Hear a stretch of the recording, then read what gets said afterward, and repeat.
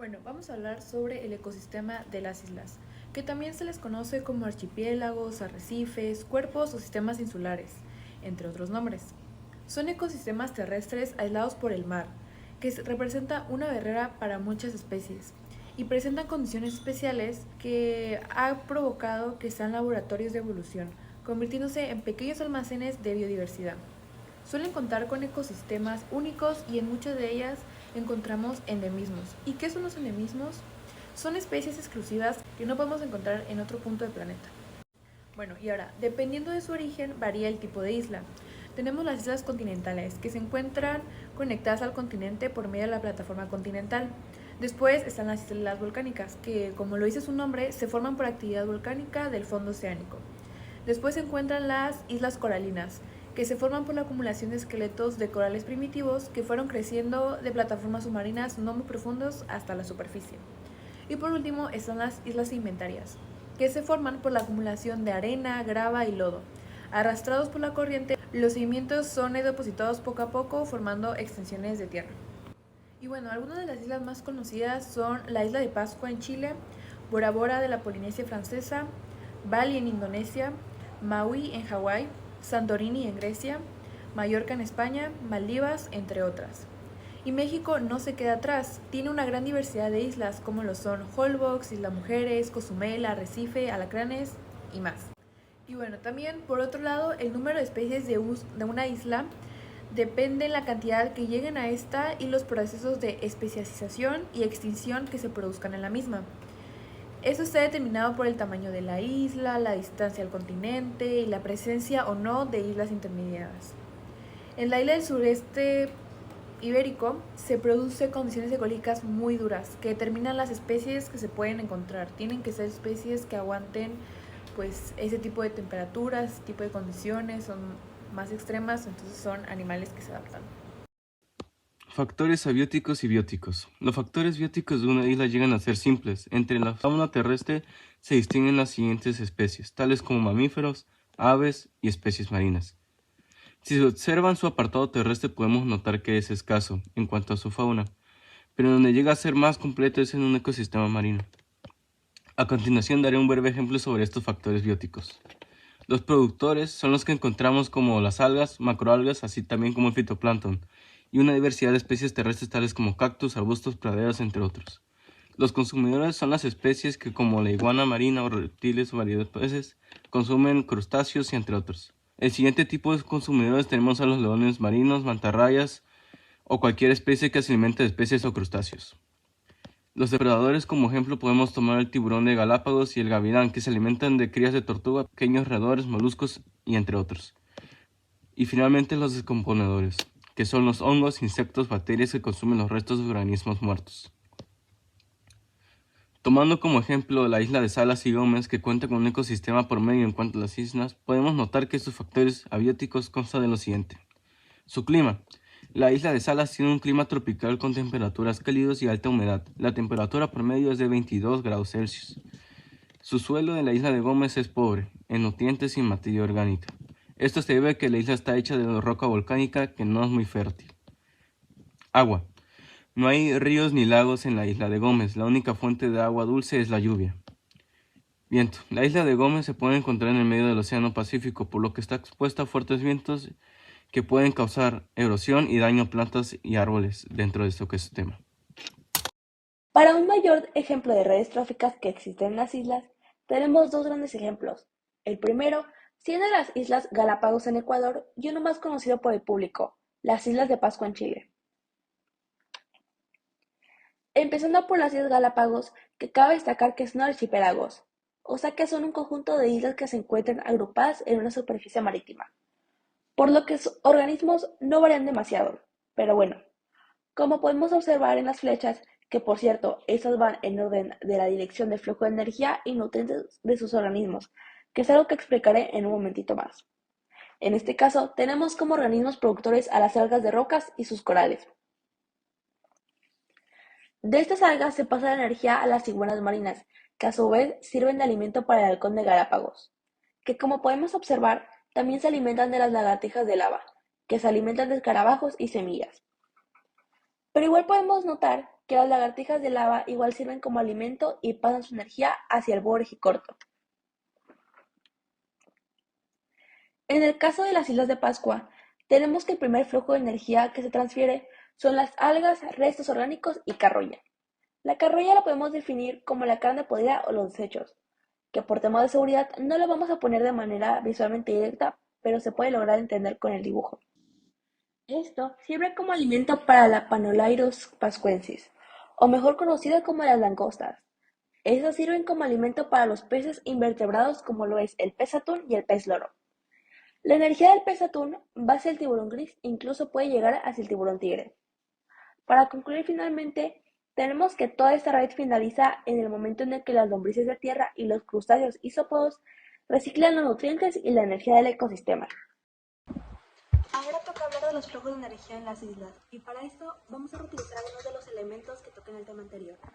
Tenemos que en las islas la producción de energía entra mediante el sol, y esta ayuda a la fotosíntesis de las plantas que producen su propio alimento. Y también tenemos que ayuda a las plantas y a la flora marina que se encuentran en el océano a producir sus propios nutrientes, e igual a producir su propio alimento para las criaturas herbívoras del ecosistema. Como ya lo mencionamos anteriormente, se les conoce como organismos productores. Siguiendo el flujo, van los organismos que son el primer eslabón en la cadena de transmisión de energía y materia, los consumidores primarios, como por ejemplo tenemos a las iguanas marinas y a las langostas. Estos son aquellos que ingieren los organismos productores, como las algas, crustáceos y plantas que mencionamos con anterioridad. En el segundo eslabón de flujo de energía tenemos a los consumidores secundarios, pero a la vez estos terminan siendo consumidas o terminan siendo el alimento de los consumidores terciarios, o mejor conocido como depredadores. Por ejemplo, el búho orejicorto y el tiburón gris.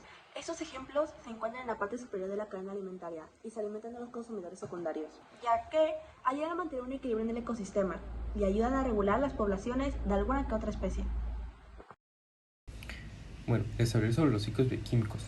Primero, ¿qué son?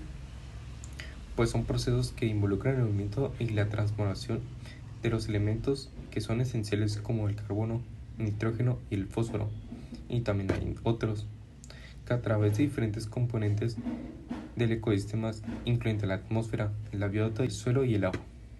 Bueno, tenemos como por ejemplo las islas de Chase. Su ciclo del fósforo es crítico para la salud de sus ecosistemas terrestres y marinos, donde el fósforo se encuentra en sedimentos, rocas y en la biota. La erosión del suelo y la descomposición de los organismos liberan fósforo, que es absorbido por las plantas.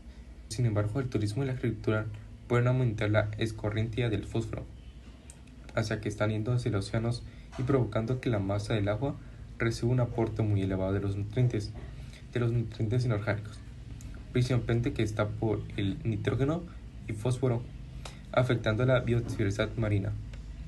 Tenemos también como otro ejemplo que están las islas del carbono de la isla Atlántica del norte. Se centra en la vegetación de tuberías que almacenan grandes cantidades de carbono. Sin embargo, su degradación debido al cambio climático y la agricultura puede liberar el CO2 hacia la atmósfera, también contribuyendo al calentamiento global. A este ciclo es crucial para entender cómo las islas pueden actuar tanto como en los sumineros como fuentes de carbono. Por otro lado, también tenemos las islas del Caribe, que también en su ciclo igual es el carbono. Es influenciado por diversos ecosistemas, incluyendo corales y suelos. Esos ecosistemas actúan principalmente como sumineros de carbono, capturando y almacenando grandes cantidades en su biomasa. Su degradación por los corales provocado por los cambios climáticos pueden liberar carbono almacenado, aunque en lo general este ecosistema ayuda a mitigar los cambios climáticos. Productividad del ecosistema. La productividad consta de la aportación de los factores abióticos y bióticos de un determinado tipo de ecosistema, en este caso en las islas. Como ejemplo tomaremos a la isla de Pascua, como un ejemplo de productividad primaria, debido a que cumple con las características de una isla promedio en cuanto a la productividad que genera. Reducción a la dependencia de combustibles fósiles. La biomasa es una fuente de energía renovable que reduce la necesidad de importar combustibles fósiles, lo que contribuye a la independencia de energía de la isla. Gestión sostenible. La utilización de biomasa por la generación de energía permite la gestión eficiente de residuos orgánicos, evitando así su acumulación y minimizando así su impacto ambiental. Residuos agrícolas. La isla produce una cantidad considerable de residuos agrícolas como la cáscara de la fruta de árbol noni, que se puede utilizar para la producción de biocombustible. Esta práctica no solo reduce la dependencia de los combustibles fósiles, sino que también contribuye a la gestión sostenible de los residuos. Reducción de emisiones de gases de efecto invernadero. La biomasa es una fuente de energía limpia que reduce las emisiones de gases de efecto invernadero en comparación con los combustibles fósiles, contribuyendo a la lucha contra el cambio climático. Referencia a la isla de Pascua, su producción secundaria consta de los factores bióticos simples que se utilizan desde productores hasta consumidores, que cumplen con la característica deseada de una producción en un ecosistema, ya que utiliza la necesidad energética de la isla de manera eficiente. Productores primarios. La vegetación nativa en esta isla se puede encontrar especies como el taro y algunas gramíneas, que sería la vegetación, que actúa como productores primarios. Esta planta captura la energía solar y convierte los nutrientes del suelo en biomasa. Consumidores primarios. Los herbívoros, como los pollos, especies de aves y caballos, se alimentan de esta vegetación en este ecosistema. La biomasa de las plantas se transforma en biomasa de los consumidores primarios. Finalmente, los consumidores secundarios. A su vez, los consumidores secundarios se alimentan de estos herbívoros. En este caso, la producción secundaria se refiere a la biomasa que se produce al consumir aves y otros recursos del ecosistema. Finalmente, los componedores que se alimentan de los residuos muertos de aquellos animales que fueron ya producto de biomasa, siendo así una manera eficiente de producción energética dentro de la isla. Bueno, las relaciones inter e interespecíficas. Primero, ¿qué son las interespecíficas e interespecíficas? Bueno, eso es fundamental para el funcionamiento de los ecosistemas, ya que sus interacciones pueden ser de varios tipos, ya que puede ser como de competencias, depredación, mutualismo y parasitismo. Bueno, a continuación le enseñaré un ejemplo de cada una y con su respectivo análisis que se ha encontrado. Bueno, como primero, en las interespecíficas lo podemos encontrar en las islas de Galápagos, ya que las diferentes especies, tales como las de pinzones, compiten por alimentos, especialmente por semillas, ya que este tipo de competencia puede llevar a la diversificación de nichos donde las especies desarrollan adaptaciones específicas para utilizar diferentes tipos de semillas.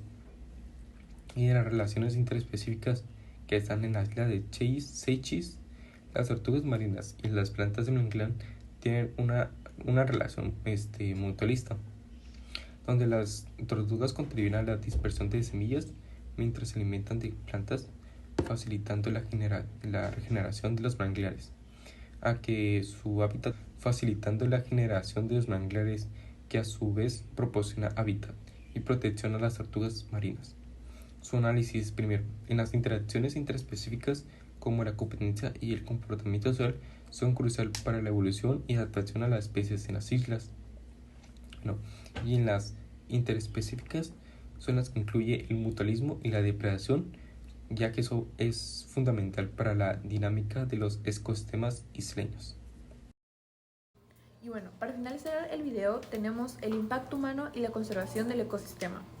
Las islas son ecosistemas muy frágiles, que se han visto alteradas por la presencia humana, y algunas de sus principales amenazas son las siguientes.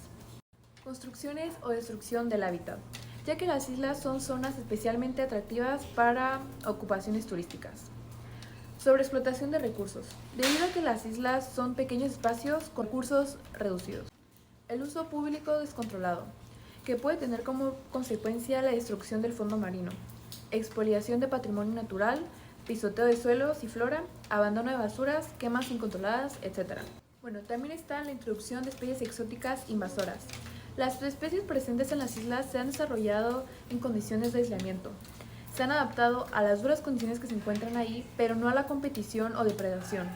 En las islas del sureste no existen de forma natural grandes animales, depredadores ni vertebrados y herbívoros. La introducción de especies como ratas o conejos pueden dar lugar incluso a la desaparición de especies.